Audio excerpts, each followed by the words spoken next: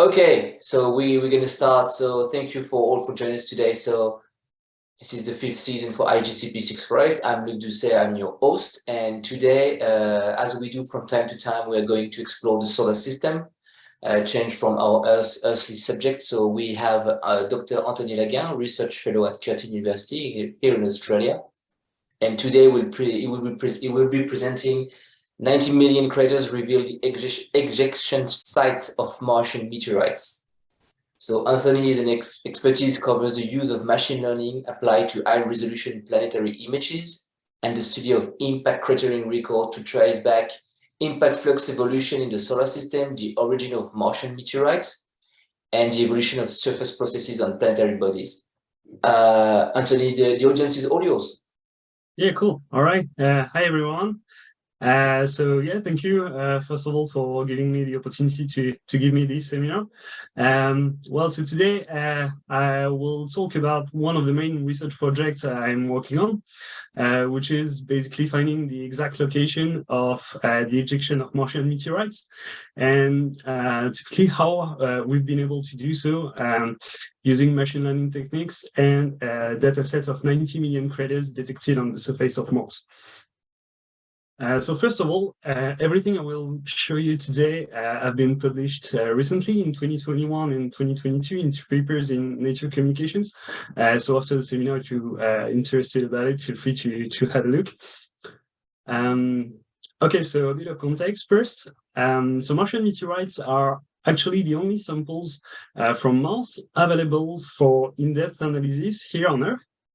There are about 300 Martian meteorites among the 70,000 present in the collection. And 166 of them are actually unique samples. So that means that some meteorites broke up during the atmospheric entry. So some of them are from the same fault, but they are individual pieces. They are essentially classified in different groups based on their composition and texture. The main groups being the Chagotsites, Nightlights, and Shaxinites, plus 2 other groups composed by only 1 specimen in each, the autopyroxenites and polemic breccia. So we'll detail the breccia later in the presentation. So usually the first questions people ask about Martian meteorites is how do we actually know they are coming from Mars? Well, first of all, they are all igneous rocks with ages comprised between about 150 million and 1.2 billion years for the majority of them, with a few exceptions older than 2 billion years. So that's what you can see on the plots on the right. With in abscissa their crystallization ages. And the thing is that such young ages are quite unusual compared to the age of other meteorites like the chondrites, meaning that these rocks come from a differentiated body that is still geologically active. And that's the first point. The second point is about the oxygen isotope ratio, which depends on formation location in the presolar nebula. And this ratio is similar for this group of meteorites and completely different from what you can measure in chondrites or lunar samples, for example. And finally, they share similar abundances in rare gases trapped in the rocks. And this composition is similar to what was measured in situ in the Martian atmosphere by some landers like Viking a few decades ago. So that's the 3 main points we can use to decipher whether or not a meteorite is coming from Mars or not. Another important characteristics is that their cosmic ray exposure ages range between 1 and 20 million years.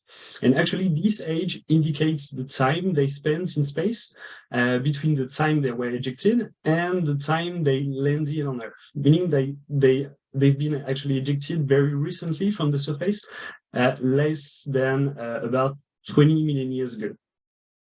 So when you analyze the distribution of the cosmic ray exposure ages of these samples, you realize there are about 11 groups of meteorites sharing about the same ejection age, meaning that they have been actually ejected from 11 different sites on the surface. and the most obvious being the one centered at 1.1 million year for the depleted olivine ferric chagotites that you can see right here. But the big question is, where are they coming from exactly? That's something we don't know. Where have they been ejected from and how? Well, a few decades ago, people hypothesized that Martian meteorites could have been ejected following a volcanic eruption. It's a funny hypothesis, but the thing is that first, there is not such young and major volcanic activity on Mars, less than 20 million years. And second, the ejection of debris in space requires to reach the escape velocity, which is around 5 kilometers per second on Mars. And only an impact can produce such debris traveling at that speed. So that means that all Martian meteorites were actually ejected from at least 11 impact events occurring less than 20 million years ago. All right, so impact simulations have shown that debris capable of reaching the escape velocity on Mars were actually those located on the surface or close to the surface, up to 2% of the projectile radius in terms of depth, and that's only up to 1% of the projectile mass can reach that speed and escaping Martian gravity. So, of course, this ratio varies depending on the impact velocity, but also with the impact angle. That's what you can see on these plots. So the top right plot shows you that the most efficient impact angle to eject debris from Mars in space is actually 45 degrees. And it shows also the influence of the impact speed in the total ejected mass, here shown as the fraction of the impact on Mars, where the typical impact velocity on Mars is 12 kilometers per second. So essentially, these simulations have shown that only the impacts forming craters larger than 3 kilometers in diameter have actually enough energy to potentially produce Martian meteorites. Okay, so why does it matter? Why it matters to find the craters that have launched all these samples? Typically, compared to a sample return mission that lasts at least 10 years, like the Mars sample return mission, where the Perseverance rover alone costs $2 billion, sorry. These meteorites are basically free Martian samples that we can study, and where a rover collects only a few samples from the same site, in that case with Perseverance, the Jezero crater. Here we've got some samples coming from at least 11 sites with 11 different geological contexts, showing a wide variety of ages, meaning that each of them are true windows on different major events that occurred at different times, and they can be used to understand a bit better the formation and the evolution of the planet. Only if we know the context of their formation. So typically, if you take, for example, NWA 7034, commonly called Black Beauty, I'm going to talk about it later, it contains the oldest minerals ever found from a differentiated body, including the Earth. These minerals are as old as 4.48 billion years old, meaning they are representative of the first stage of planetary evolution. They are very interesting. And actually, this first stage, we don't have so much clues on Earth due to crust recycling and erosion. So knowing its geological context of formation may allow us to identify the most primitive portion of Mars, the most primitive portion of its crust, actually, that we could visit in the future. So I'm gonna detail this point later in the presentation. And if we stretch a little bit more the implications that kind of research can have, back in the 90s, a meteorite was recovered in Antarctica, in the Allan Hills province, and people like David McKay found that it was actually a Martian meteorite, and they observed some structures that you can see on the top right picture, tiny chains like this, and they interpreted these structures as being biosignatures. Although actually these structures were actually much smaller than any cellular life known at the time of the discovery. They were less than 100 nanometers in length in that case. So a paper came out in 1996 in Science presenting the discovery entitled Search for Past Life on Mars, Possible Relic Biogenic Activity in Martian Meteorite ALH 8401. And this paper pushed Bill Clinton to make a public announcement. So the thing is that the scientific community was not convinced at all because most of the arguments were based only on the morphology of these structures, which is a bit weak, obviously. And Mackay's brother himself, who worked in the same lab, published an article to demolish the theory of his brother. And he claimed that such structures could be explained by carbonates containing magnetite grains, for example. So anyway, we didn't find aliens on Mars, and we still do not know where these meteorites come from. So I said before that actually craters larger than 3 kilometers in diameter can potentially deliver Martian meteorites, but there are more than 80,000 craters of that size on the surface, which makes a lot of possibilities, as you can see on the globe. But a crucial point is that the CRE ages suggests that they are all coming from craters younger than 20 million years. So we need to find the freshest craters formed on Mars larger than 3 kilometers. Hopefully some fresh craters are associated with rays visible in thermal infrared imagery, like that one on the right. That is a 60 kilometer in size. So over the last decades, people surveyed impact craters with thermal rays and proposed some candidates for the origin of Martian meteorites for different groups by comparing the characteristics of the rocks with those from the craters. But the thing is that all these studies suffer from two things. First, they do not systematically compare different craters each other. They just spot one that could match with a group of Martian meteorites. But more importantly, and that's what I'm going to show here, the population of ray craters identified on Mars is biased and incomplete. Actually, you can detect the rays on terrains that exhibit intermediate values of albedo, thermal inertia, and dust cover index, which represents only 20% of the surface of Mars. So we actually know the freshest craters on Mars for only 20% of its surface, which is quite low. So we need to find another way to spot fresh craters on the surface. And that's where we came up with the idea to investigate the distribution of secondary craters. So typically, following an impact event, debris ejected at speed higher than 5 kilometers per second on Mars can potentially become Martian meteorites because the debris are ejected in space. But actually, those that are ejected slower than that fall back and re-impact the surface by forming what we call secondary craters, like the chains, the cluster of craters you see in the picture on the right.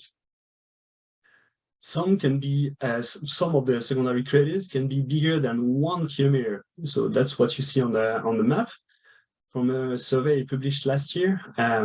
But the global distribution of smaller secondaries is actually unknown. And because small craters, that's an essential point. Because small craters tend to erase quickly due to the erosive conditions on Mars. Typically, if you account for the average erosion rate on Mars and the depth of secondary craters, we can estimate that a 100-meter secondary crater is obliterated in less than 50 million years. So that means that the presence of small secondary craters, small secondary crater chains are actually representative of a fresh large primary crater. If you find very small secondary craters around a large primary crater, that indicates that this crater formed very recently. But the thing is that there are about 400,000 craters larger than 1 kilometer on Mars. And if you want to know the global distribution of craters larger than 100 meters, so the very small craters, you can't map them manually. We can actually expect that a few millions craters larger than 100 meters are present on the surface, which makes their mapping by hand undoable. And these small craters, I repeat, these small craters are the ones you need to identify fresh large craters on Mars. So actually, we started to develop a machine learning algorithm we published 2 years ago, where we trained a neural network on low-resolution imagery datasets to automatically detect kilometric craters on Mars. So we were quite happy about the results, and then we adapted it and retrained it to detect smaller and smaller craters on higher resolution images. So typically we used high-res images that are about 50 centimeters per pixel. And we built a training data set of 2,200 craters. I'm not going to dive into the details of the machine learning technique, but what you need to know is that we retrained our previous model with YOLOv3, which is an architecture very efficient when you work with big data sets. And then we applied the network on the highest resolution global imagery data sets available for Mars at 5 meters per pixel, which is the context camera global mosaic, which actually cover 98% of the surface and represent 5 terabytes of data. So at the end, we get the location and the size of the detections, and we ran it over the entire mosaic in about 24 hours using the HPC facility we've got here in WA. And then we get, at the end, 94 million detections. So you can see some samples on the picture at the bottom, where the largest craters are about 300 meters in diameter. Just a few words on the performance. We estimate that we detected at least 75–80% of the craters we were supposed to detect, depending on their size, the quality of the image, and the geological context. So typically for craters larger than 100 meters, we go up to 90% in terms of detection rate, and we've got less than 5% of false detections, which is quite good. So again, I'm not going to dive into the details for the machine learning technique, but I'm happy to take any questions on this. So we've got now 94 million craters we can play with to identify the freshest craters formed on the surface. So now we need to analyze the spatial distribution of the craters we detected to identify those that are secondaries among the primaries.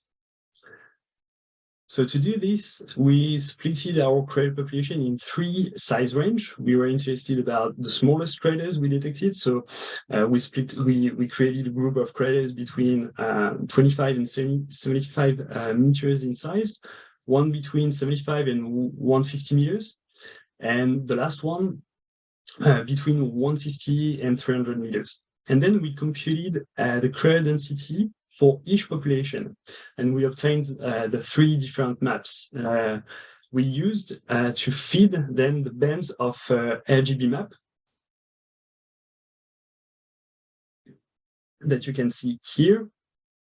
So I'm gonna try to show it in more details. Let me reshare my screen. Here we go.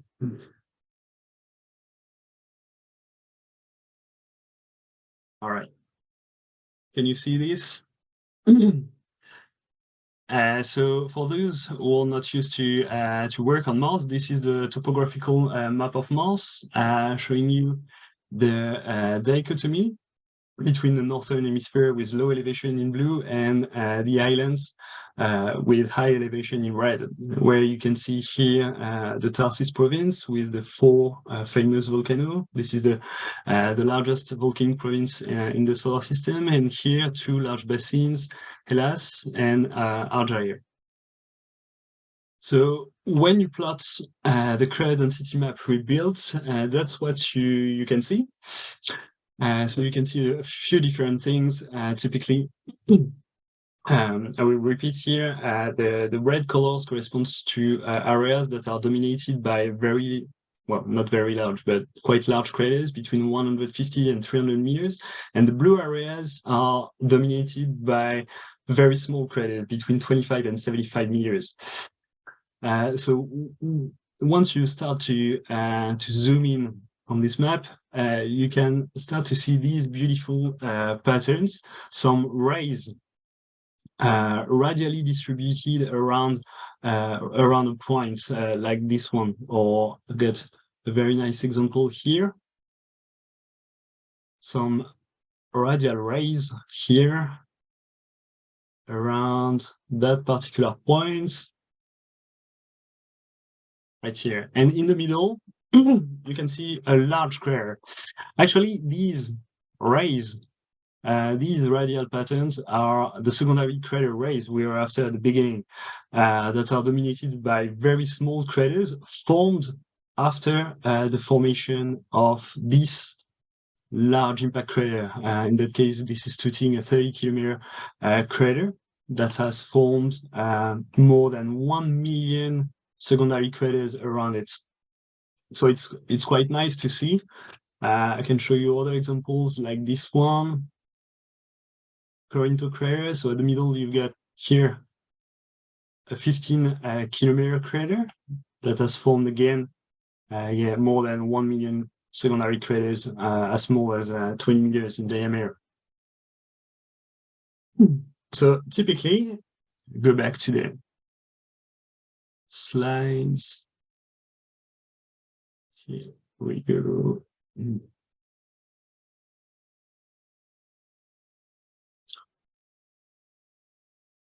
Yeah.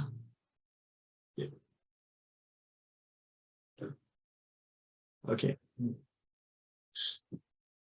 So taking a closer look to this map, by taking a closer look to this map and surveying for these rays of secondary craters, we found no more than 19 craters larger than 3 kilometers associated with secondary crater fields. Dominated by secondary craters smaller than about 150 meters. And these 19 craters are shown on this figure, on this map,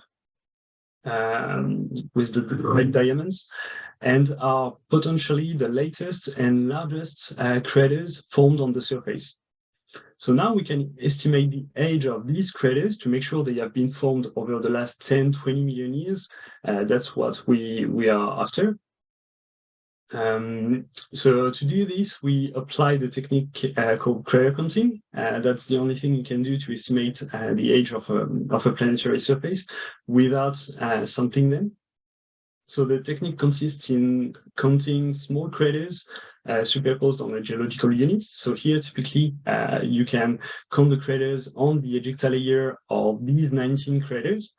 And more cratered is the surface, older it is, because it's been exposed for longer time to the meteoritic bombardment. And because we've got impact cratering model that relates the crater density you measure with the absolute age of the surface, you can actually estimate its age through the number and the size of the craters you measured. So for example, for the 30-kilometer crater I've shown you on the map, we can estimate its age at about 1 million years. And we did that for the 19 candidates we found, and only one was found to be older than 10 million years old. And actually, those larger than 7 kilometers show size frequency distribution. That's the plot on the left. Show size frequency distribution that is compatible with the number of craters larger than 7 kilometers, you would expect formed over the last 8-10 million years on Mars. That's what the cratering model gives you typically, which means that we most likely identified all the craters bigger than 7 kilometers and younger than about 10 million years old on the entire surface. That's actually the potential source of Martian meteorites. And by doing so, we remove the bias on the young crater population, the young rate crater population I was talking about at the beginning. All right, so now I'm going to talk about the Martian meteorite NWA 7034, commonly named Black Beauty. It's one of the two groups of Martian meteorites we focused on to find the crater that has ejected it. So unfortunately, I won't have the time to talk about the other group, but I've got some backslides just in case you have questions on it. So Black Beauty. Black Beauty is probably the most important meteorite recovery over the last decade. It's been discovered in 2013 in the Sahara Desert. And because this meteorite is a polemic breccia, completely different from the other Martian meteorites already known, people thought it was actually a lunar meteorite. So, as I said, this one is totally unique, composed of a multitude of clasts of different origin and ages, with a texture similar to a struvite, which is usually formed following an impact event. So we estimate that this rock was launched 5-10 million years ago by an impact. But the most interesting thing about this sample is that it contains the oldest mineral ever dated from a differentiated body. There are some zircons as old as 4.48 billion years old, so formed typically about 70 million years after the accretion of the planet. These zircons are actually even older than the oldest ones found on Earth, and are basically the only clues that can help us to understand the first steps of planetary differentiation. Okay, so what are the characteristics of these meteorites we can use to actually constrain its source, to actually compare with the characteristics of the ground surrounding our crater candidates we identified with our machine learning approach? Well, first, it contains very old minerals, meaning that the source of the terrain is necessarily a very old unit. That's the first point. Second, some minerals like apatites and augites show reset edges centered at 1.5 billion years. These reset edges in green on the graph have actually been interpreted as an impact 1.5 billion years ago that has actually excavated and brecciated the parent rock of the meteorites. So here we've got a second important clue.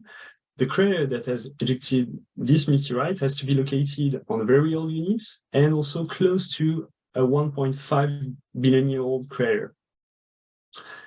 And finally, this meteorite is the most enriched in potassium and thorium compared to the other groups. And it's also the most magnetized. Its saturation remanence is 1 order of magnitude higher than any other Martian rocks. So that makes 4 important criteria we can use to constrain the source. Typically, all zircons contained in the rock imply that the crater source is located on Noachian terrains, so units older than 4 billion years old on Mars. The crater source has also to be located close to a 1.5 billion year old crater, and it also has to be located on regions enriched in potassium and thorium with a high magnetic signature. So we actually extracted potassium and thorium concentrations as well as magnetic intensity from remote sensing datasets on the terrains surrounding each crater candidate. And this is what we found. Each dots on these 2 plots correspond to an impact crater, potentially responsible for the ejection of Black Beauty. And what you can see is that only 2 craters are located on martian terrains, so in green, and superposed on materials associated with the ejecta of an older crater. So these 2 craters are Karata and Gaza, so the numbers 11 and 17. You can also see that terrains around Karata are the most enriched in potassium and thorium and the most magnetized among all crater candidates. So if we take a closer look to the geological context of these 2 craters, you can see that Karata on the left is associated with the ejecta of a bigger crater called Rugiet that we dated between 1.3 to 1.9 billion year old.